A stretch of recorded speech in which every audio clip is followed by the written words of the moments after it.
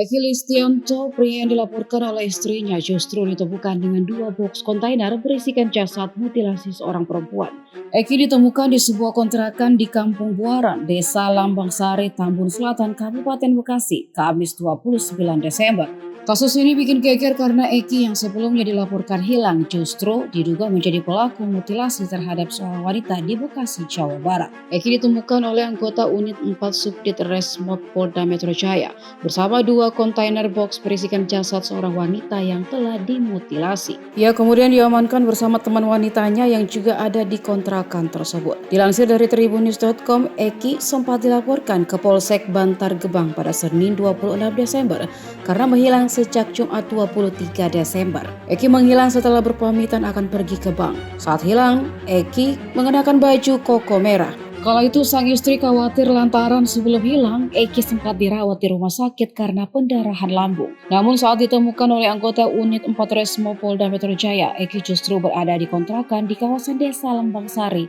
Tambun Selatan. Saat itulah polisi menemukan 2 kontainer box berisikan jasad wanita yang telah dimutilasi. Menurut saksi mata Dian Herdian Syah, kontainer box itu ditemukan di kamar mandi kontrakan. Kombes Zulpan Endra mengatakan Eki pun langsung diamankan karena diduga kuat menjadi pelaku pembunuhan sekaligus mutilasi wanita tersebut. Saat ini polisi masih mendalami motif dan keterangan Eki. Selain itu, jasad korban juga tengah diautopsi oleh tim Lab 4 dan kedokteran forensik.